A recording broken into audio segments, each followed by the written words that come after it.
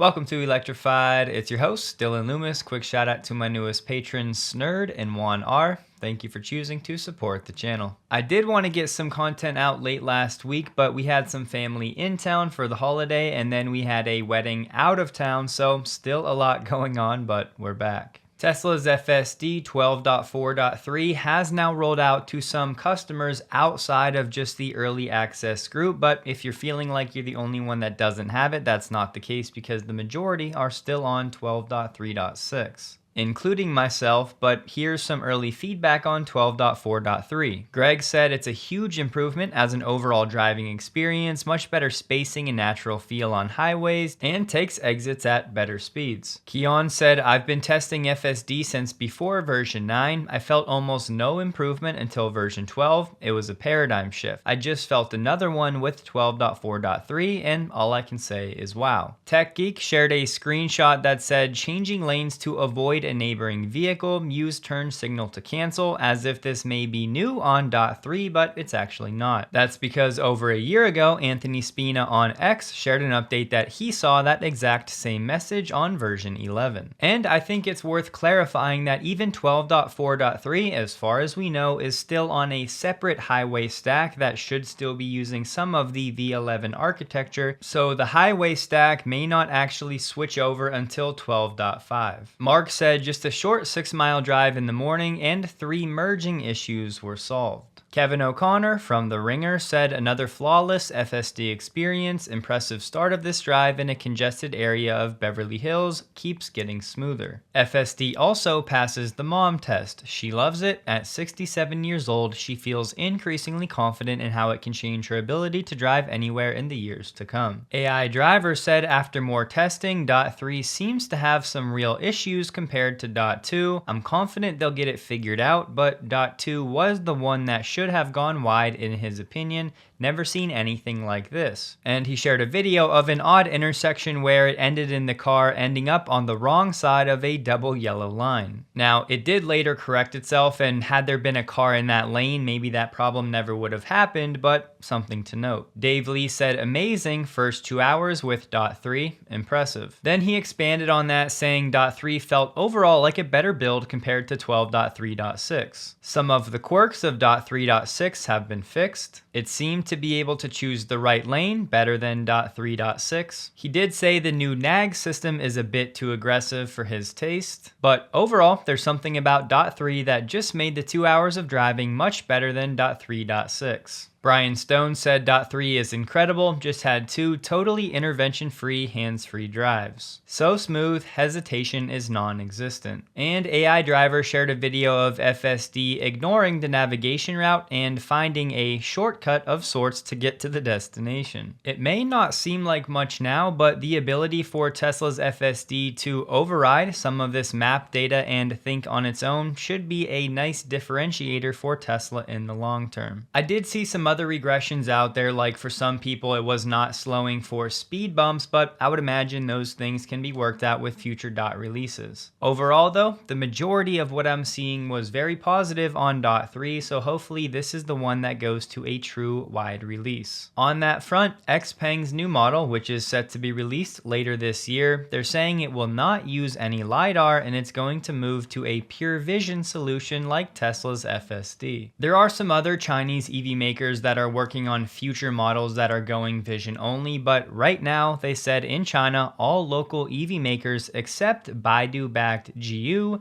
use LiDAR capabilities in their most recent versions of smart driving software. Let's not forget this news is coming just a few weeks after the CEO of XPeng had a chance to use Tesla's FSD here in the States. This image was shared on Reddit over the weekend. The original poster said that this was outside of the Rose Bowl, and it's a Model Y with a cover on the front and the back suggesting this might be one of the first sightings of Project Juniper, the Model Y refresh. Don't forget though, last month Elon said no Model Y refresh is coming out this year. For what it's worth, from some of the first Model 3 Highland sightings out in the wild to early production, we're looking at a time timeframe of about 6 to 9 months. It seems like many folks are expecting the new Model Y to be ready by Q1 of 2025, but the way I see it, that would be a best case scenario. Personally, I'm not expecting it until closer to the second half of 2025. My guess would be we see the new Model Y Q1 2025 in China and in some areas of the EU, and then in North America sometime by Q2 or Q3 of next year. I'd also add this refresh does not have to be exactly the same as the Model 3. I definitely think we'll see many of those cross over. However, Tesla may want to add a few extra things to differentiate the Model Y a bit further. We had heard that Tesla may be getting a special tariff rate when it comes to Shanghai exports to the EU, and it sounds like that'll be confirmed. That's because EU inspectors visited Giga Shanghai between June 26th and the 28th to determine individual duty rates. It may still be another few weeks before we learn what these individual rates are, but at least it should be confirmed that Tesla will be getting special treatment and likely lower rates. Car dealership guy said the rumor is that Elon hired Uber's founder Travis Kalanick to advise or run Tesla's upcoming Robotaxi division. Elon finally responded to all of this speculation, and to that he said false. However, if you followed Electrified for any amount of time, you will likely have seen Elon playing the semantics game in situations like this before. Example, maybe Elon is planning to hire Travis, he just hasn't done it yet. In that situation, this answer would technically not be lying. But for now, if we take Elon at his word, all of these rumors should cease. And replying to Peggy about that exact rumor, Elon said, all that matters is improving Tesla's self-driving AI such that miles between interventions is much better than a human. In case for some reason you're disappointed by this news, just remember whoever ultimately runs Tesla's Robotaxi division is going to be very trivial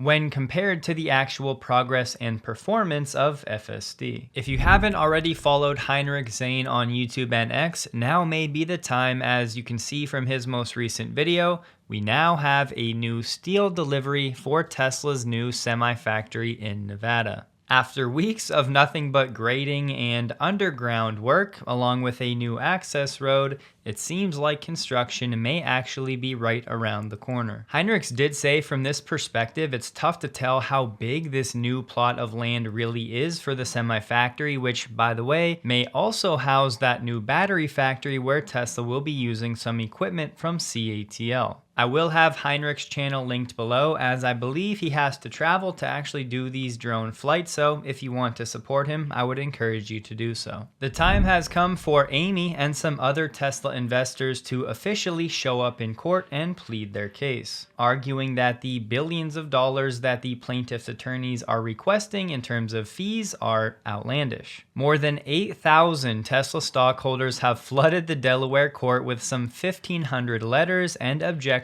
over the fee. And how about this? The lawyers for the plaintiff have said they would have been justified asking for up to 33% of the value of Elon's pay package. If we assume a $56 billion value, 33% of that is roughly $18 billion. The current record fee in shareholder litigation is $688 million in an Enron class action. The word is it may take Judge McCormick weeks, if not months, to actually rule on the attorney's fee. Don't forget though, over the past few weeks, we learned that the plaintiff's attorneys could also adjust their fee to $74,000 per hour, which would be a cash award of about $1.4 billion.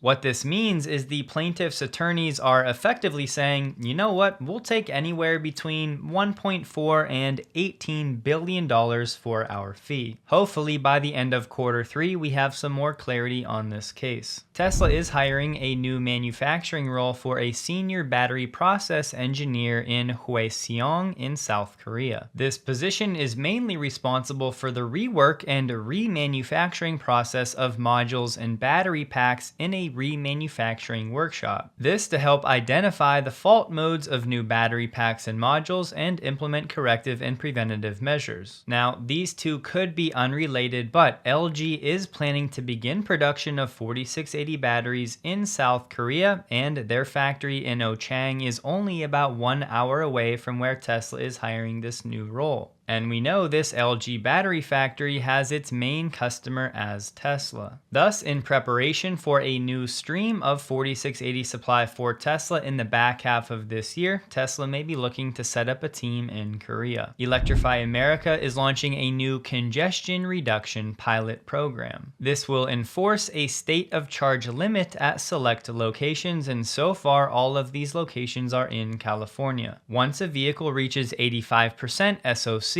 the charging session will automatically end and drivers will have 10 minutes to move their vehicle before idle fees are incurred. Go ahead and pause now if you'd like to read the list of locations. This pilot will begin early July 2024. This is of course a move to reduce the wait times at EA stations, but unfortunately with this press release they did not explain how much the idle fees will be. This is a company whose deliveries were down 5% this quarter. They were down 9% last quarter. It's trading at 125 times earnings. There's anticipation that things may get a little better, but they're still not good. And there's anticipation about a Robotaxi event in early August. And so we could continue to see some momentum in the stock, but this is meme-like, quite frankly. The valuation is disconnected from the fundamentals. The company was supposed to earn $7 in earnings this year. Consensus estimates are now $2, and the stock price is really not that different. But at the end of the day, stocks get measured on cash flows and future cash flows, and we just see a disconnect between what that earnings and cash flow power is in the company's current share price. Do you keep your $120 price target? Well, look, I mean, of course, any investor has to be open-minded about what a company may or may not do. And so if we did see a path where Tesla could be a leader in autonomous vehicles, or Tesla could build a very sizable business of building humanoid robots, of course we would have to adjust our outlook and our future estimates and accordingly our price target.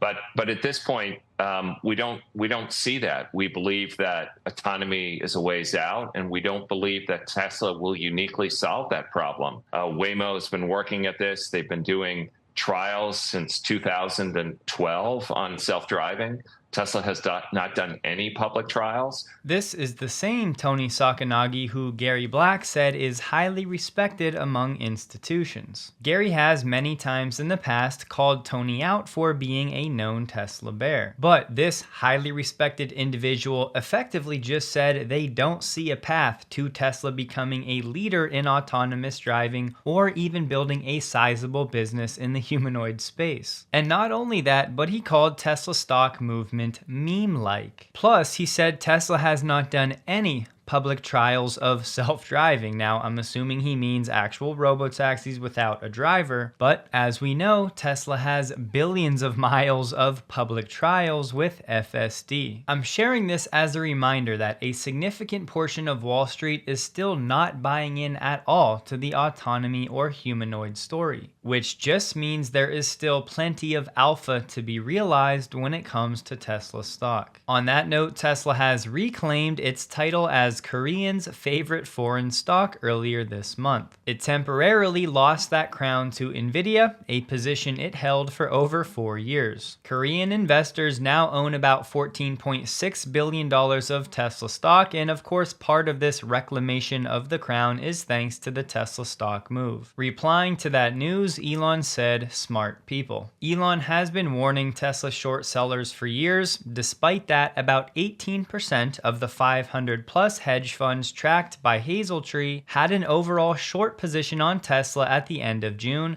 the highest percentage in more than a year. And how about this? The chief investment officer at one of these funds, this will be a great example of more alpha available, said basically it's not clear whether investors are dealing with a top company with a great management team or whether it's a challenged franchise with deficient corporate governance. If that's not clear to you, then what in the world are you doing managing nearly $250 million? And if it wasn't clear, those short sellers are now sitting on about $5.7 billion in unrealized losses after the Tesla move last week. We got the domestic number for Tesla China in June. Now, this was of course already included in the Q2 data, But we can now look at year to date for January through June for this domestic number, and we're now down 5.7% year over year. This number was effectively flat for the January to May reading. On the battery front, the financial impacts of legacy auto pulling way back on EVs is now starting to hit some of these battery suppliers. LG's second quarter profit dropped 58% year over year to $141 million.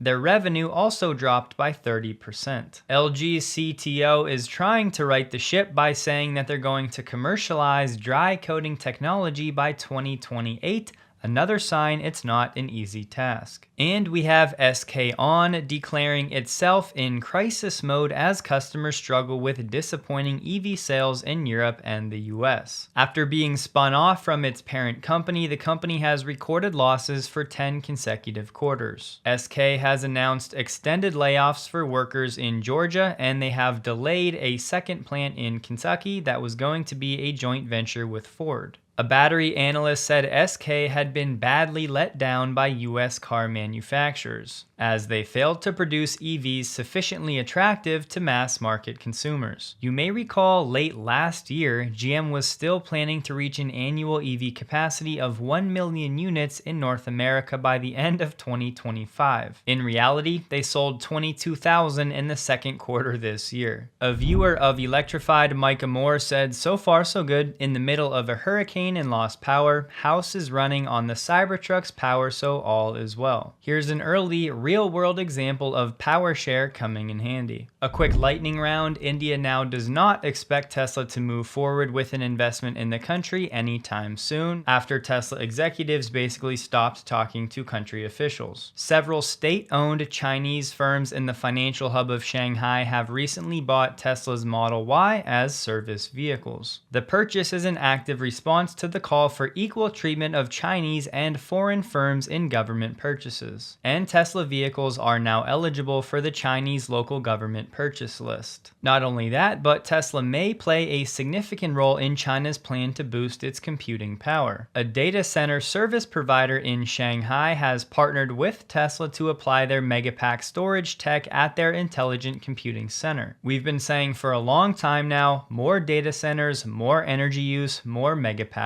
demand. German authorities have approved part of Tesla's expansion at Giga Berlin. This one initially allows Tesla to set up an asphalt logistics area for new cars, as well as stairwells on its pressing plant and an access guard. Porsche is reorganizing production of its all-electric Taycan, as it'll be moving down to a single shift operation. They're saying permanent jobs should not be cut by this downshift in production. Porsche sold about 41,000 Taycans last year, but now they're saying new customer groups that are needed to continue the sales success are taking a wait and see approach to EVs. In quarter one of this year, Porsche only sold just north of 4,000 Taycans, which annualized would only be about 17,000, but they were in the middle of the changeover to the newer model. But Porsche still cutting Taycan production. The head of software at Stellantis has just left the company, and she becomes at least the 5th senior executive to leave in recent months. Tesla Charging shared they now have 2,000 stalls in Norway, and they commemorated it with a custom dispenser. Lucid announced its Q2 production and delivery figures, and deliveries came in with a new record for the quarter at 2,394. Production was 2,110. So quarter over quarter, deliveries were up about 22%. Tesla stock closed the day at $252.94, up 0.56%, while the Nasdaq was up 0.28%. It was another higher volume day for Tesla, trading 69 million shares above the average volume the past 30 days. I hope you guys have a wonderful day. Please like the video if you did. You can find me on X, linked below, and a huge thank you to all of my Patreon supporters.